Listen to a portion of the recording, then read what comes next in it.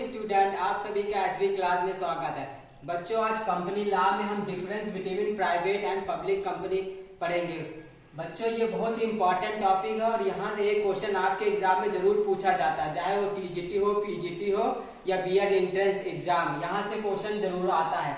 आइए अब पढ़ते हैं the difference between public company and private company. Section define in section 268, private company है उसको सेक्शन 268 में डिफाइन किया गया और public company is define in section 271, यानी पब्लिक कंपनी को सेक्शन 271 में डिफाइन किया गया है।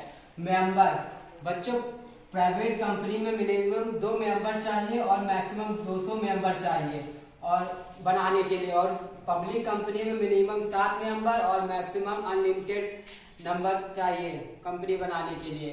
डायरेक्टर, पब्लिक कंपनी में, प्राइवेट कंपनी में 2 डायरेक्टर और पब्लिक कंपनी में 3 डायरेक्टर चाहिए।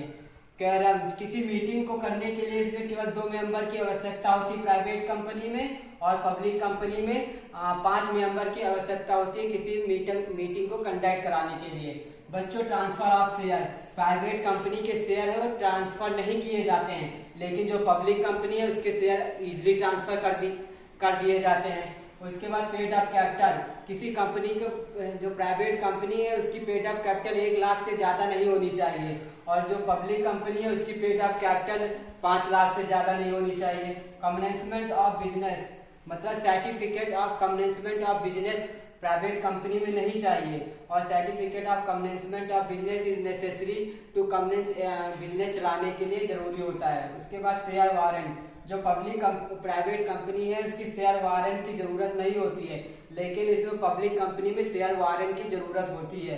Last name private limited added at the end of name of the company, जो प्राइवेट कंपनी है उसके अंत में प्राइवेट लिमिटेड करके लिखा जाएगा, तभी वो प्राइवेट लिमिटेड कंपनी कहलाएगी, और जो पब्लिक कंपनी उसके नाम के पीछे लिमिटेड लगा होगा तभी वो पब्लिक कंपनी कहलाएगी। हमारी क्लास आपको अच्छी लगी तो शेयर सब्सक्राइब कीजिए और पढ़ते रहिए और आगे बढ़ते रहिए और हमारे साथ एसबी क्लास के साथ लगे रहिए।